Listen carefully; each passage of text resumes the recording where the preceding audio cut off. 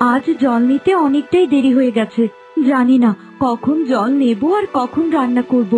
মা যদি জানতে পারে এখনো রান্না হয়নি তাহলে আমার উপর খুব রেগে যাবে।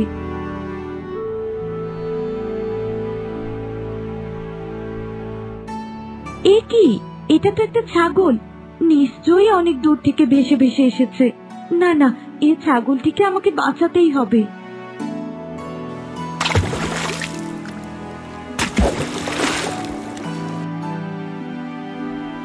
আহারে, ছাগলটা একেবারে অজ্ঞান হয়ে গেছে। যাই, আমি ছাগলটাকে বাড়ি নিয়ে যাই আর সেবা করে সুস্থ করে তুলি।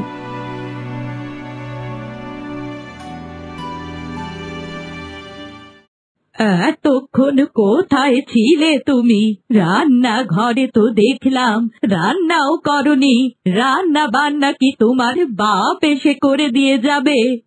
দয়া করে বাপ মা তুলে কিছু বলবেন না মা। আমি নদীর পাড়ে গিয়েছিলাম জল আনার জন্য, গিয়ে দেখি ওই ছাগলটা ভেসে ভেসে চলে যাচ্ছে। আমি এটাকে সাথে করে নিয়ে এসেছি।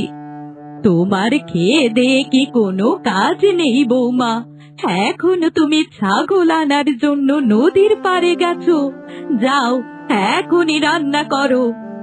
আমি এখনই রান্না করে দিচ্ছি, আপনি ঘরে গিয়ে বিশ্রাম নিন। ভালো কথা।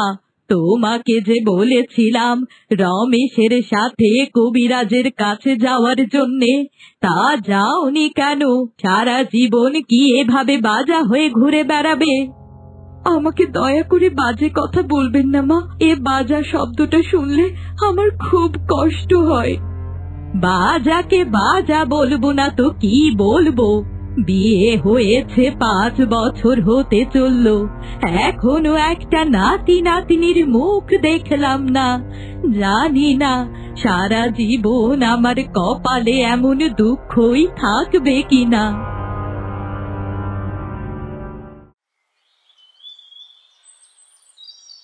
যাক, তুমি আমাকে বাঁচালে। যদি তুমি না থাকতে তাহলে আমি মরে যেতাম। কি অদ্ভুত কাণ্ড! এই ছাগলটা দেখে মানুষের মতো করে কথা বলতে পারে। এটা তো মনে হয় একটা জাদুর ছাগল। আমি কোনো সাধারণ ছাগল নই, আমি হলাম একটা জাদুর ছাগল। আচ্ছা, তুমি এখন বিশ্রাম করো। কিছুক্ষণ বিশ্রাম নিলেই তুমি সুস্থ হয়ে যাবে। আমি বরং যাই, এখন আমাকে আবার রান্না করতে হবে, তা না হলে আমার শাশুড়ি মা খুব রেগে যাবেন।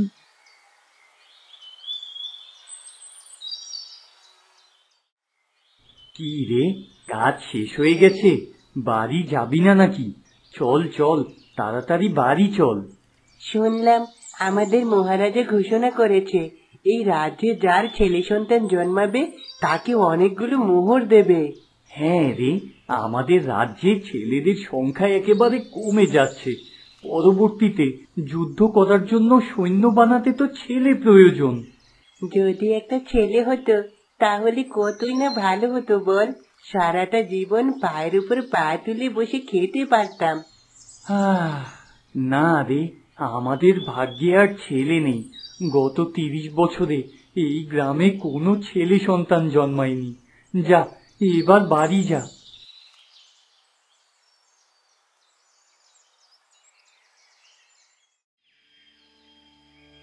কি ব্যাপার, এত দেরি করে বাড়ি ফিরলে? আমি সেই কখন থেকে তোমার জন্য খাবার নিয়ে অপেক্ষা করছি। তোমাকে কি আমি বলেছি খাবার নিয়ে অপেক্ষা করার জন্য? আজকে তোমার জন্য আমি নিঃসন্তান হয়ে ঘুরে বেড়াচ্ছি। সমাজে আমি মুখ দেখাতে পারি না। এই এক কথা আর কতবার বলবে বলো? এই এক কথা শুনতে শুনতে আমার জীবনটা শেষ হয়ে গেল। তাই নাকি?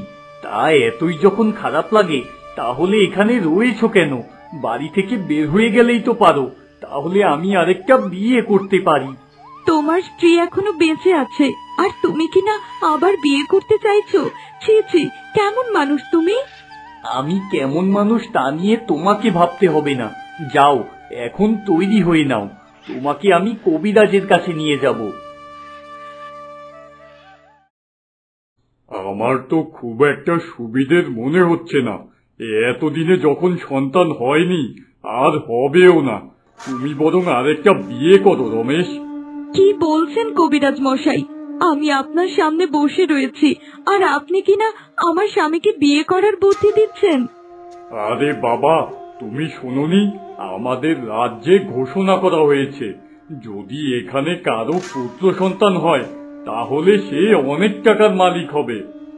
এমনও তো হতে পারে আমিও কোনোদিন পুত্র সন্তানের জননী হলাম। দয়া করে আমার স্বামীকে বিয়ে করার বুদ্ধি দেবেন না। সবাইকে দিয়ে সবকিছু হয় না। যাও, বাড়িতে চলে যাও, আর তোমার স্বামীকে দ্বিতীয় বিয়ে করার অনুমতি দাও। হ্যাঁ কবিরাজ মশাই, আমি আর সময় নষ্ট করতে চাই না, আমি আবার বিয়ে করব।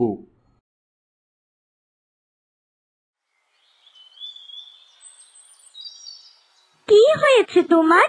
এত বিষণ্ণ কেন দেখাচ্ছে তোমাকে? দেখে মনে হচ্ছে অনেক কান্নাকাটি করেছো। কি আর বলবো বলো তো, আমার ভাগ্যটা খুবই খারাপ। আমার কপাল ভাঙতে চলেছে, আমার স্বামী নাকি আবার বিয়ে করবে। এ তো খুব খারাপ কথা। ঘরে বউ থাকতে আবার দ্বিতীয় বিয়ে কেন করবে বলো তো? তাকে আর দোষ দিয়ে কি লাভ বলো? বিয়ের এত বছর হয়ে গেল, আমি তাকে একটা সন্তান দিতে পারলাম না। আমি তোমাকে একটা গোপন কথা বলতে পারি, যদি তুমি এটা পালন করো তাহলে তুমি সন্তানের মা হবে। সত্যি সত্যি আমি সন্তানের মা হব? তা বলো দেখি, আমাকে কি করতে হবে? তুমি যা বলবে আমি তাই করব। তোমাদের গ্রামের শেষের দিকে একটা বড় কাঁঠাল গাছ আছে। ওই কাঁঠাল গাছ থেকে কিছু পাতা এনে রান্না করে খাবে, দেখবে তুমিও সন্তানের মা হবে। কি বলছো পাগলের মতো? কাঁঠাল গাছের পাতা তো তোমাদের প্রিয় খাবার, আমি কেন কাঁঠাল গাছের পাতা খেতে যাব বলো তো? আরে বাবা, আমি যা বলছি তুমি তাই করো, দেখবে তোমার কপাল খুলে গেছে।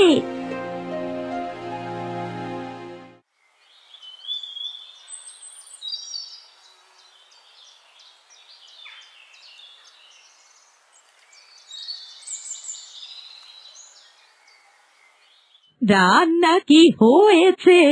দুটো খাবার কি খেতে পারবো? দাও দেখি, আমাকে কিছু খাবার দাও।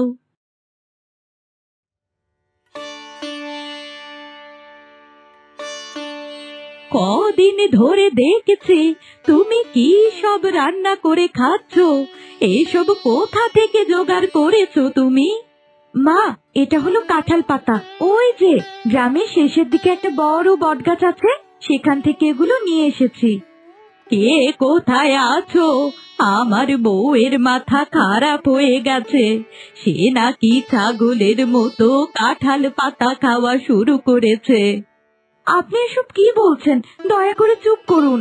ছি ছি, তুমি এসব কাণ্ড করে বেড়াচ্ছ, গ্রামের মানুষ জানলে সবাই তোমাকে পাগল বলবে।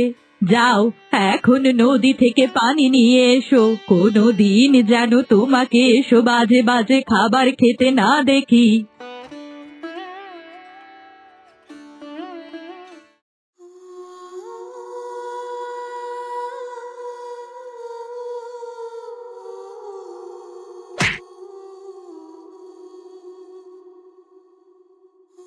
কে কোথায় আছো?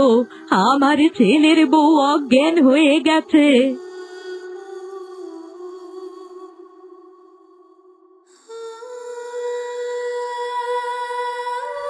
কি হয়েছে ওর? মাটিতে এভাবে অজ্ঞান হয়ে পড়ে আছে কেন? যাই, একটা কবিরাজ ডেকে নিয়ে আসি, নিশ্চয়ই ওর কোনো রোগ হয়েছে। কতবার বললাম এই বাজা মেয়েটাকে বাড়ি থেকে তাড়িয়ে দে, তুই তো আমার কোনো কথাই শুনিস না।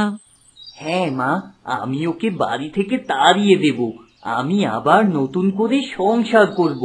যাই, এবার কবিরাজ মশাইকে সাথে করে নিয়ে আসি।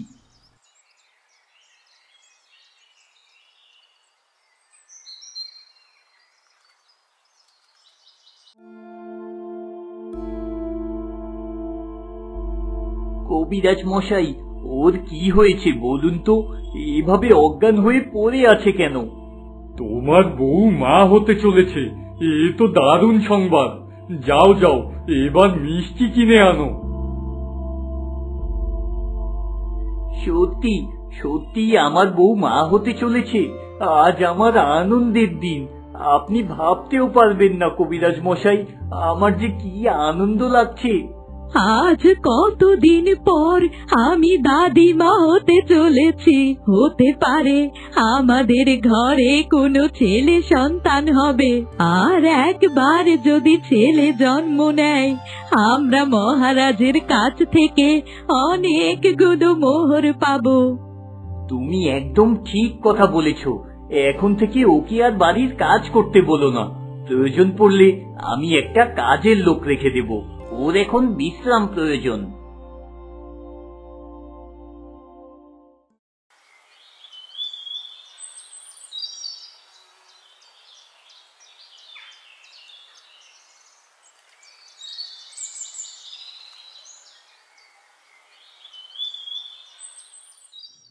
কি বৌমা, তুমি রান্নাঘরে কি করছো?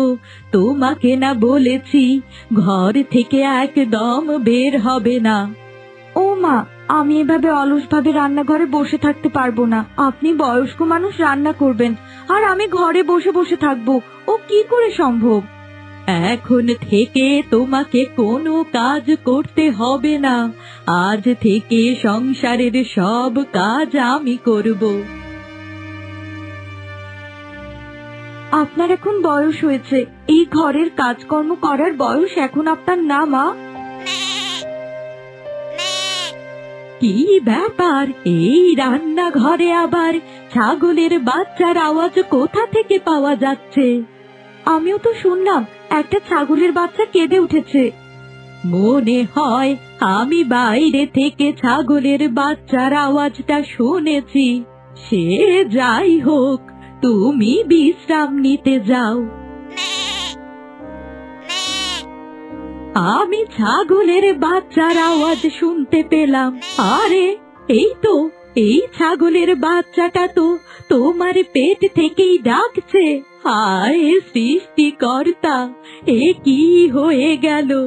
আমার ছেলের পেট থেকে শেষ পর্যন্ত কিনা ছাগলের বাচ্চা বের হবে। কি বলছেন মা? আমার পেটে ছাগলের বাচ্চা কোথা থেকে আসবে? না না, আপনি নিশ্চয়ই ভুল শুনেছেন। যান, ঘরে গিয়ে বিশ্রাম করুন।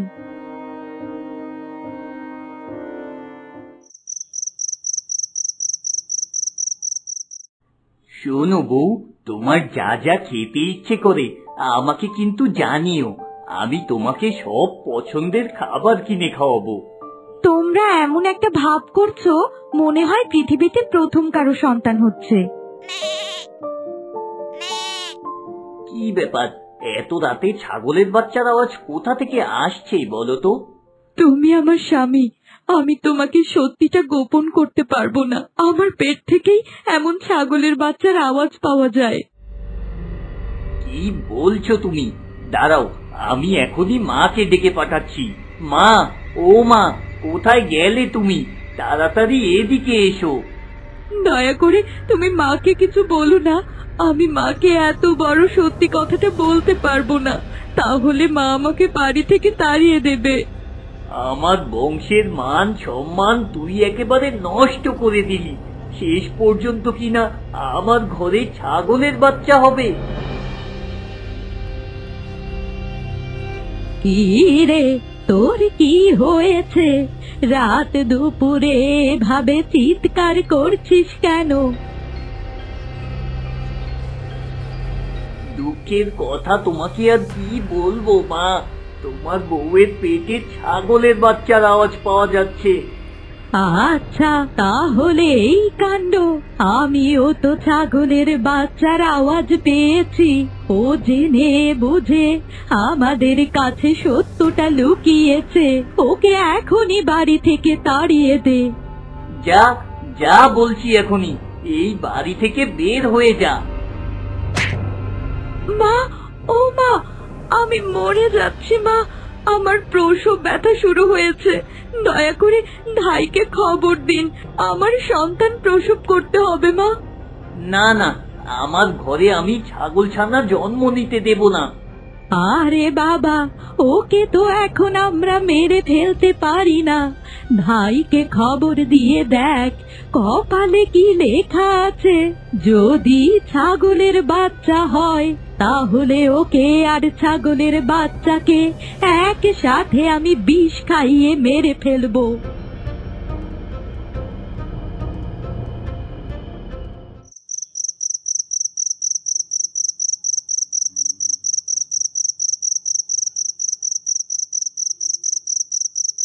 তোমার তো কপাল খুলে গেছে, দেখো তোমার ঘরে চাঁদের আলোর মতো ফুটফুটে এক ছেলে এসেছে। এবার তোমরা মহারাজের কাছ থেকে অনেক মোহর পাবে। সত্যি সত্যি আমার বৌমার ছেলে সন্তান হয়েছে। না না, আমি তো আমার নিজের চোখকেই বিশ্বাস করতে পারছি না। মা, সত্যি সত্যি আমার একটা ছেলে সন্তান হয়েছে। মা, দেখলে তো এই গ্রামে আমাদের সম্মান কতটা বেড়ে গেল। তাহলে ওই ছাগল ছানার আওয়াজ কোথা থেকে পাওয়া যেত বলো তো? যাই হোক, একবার যখন আমার ছেলের নাতি হয়েছে, আমার আর কোনো চিন্তা নেই। এবার থেকে আমি, আমার বৌমা আর ছেলে মিলে তার ছেলের খুব ভালোভাবে যত্ন নেব। আমিও আমার স্ত্রীর সাথে আর কখনোই দুর্ব্যবহার করব না। মা,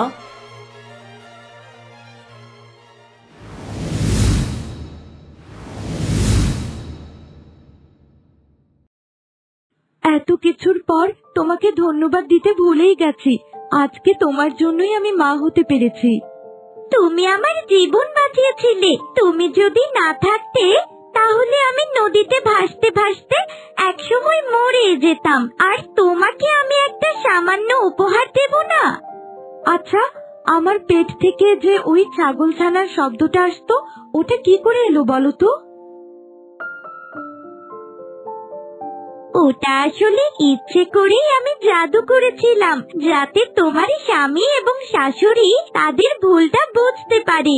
এত কিছুর পর যখন তারা একটা ছেলে নাতি পেয়েছে, খুব খুশি হয়েছে। আচ্ছা, আমি তবে এখন যাই, আমার খোকন সোনাকে আবার স্নান করাতে হবে।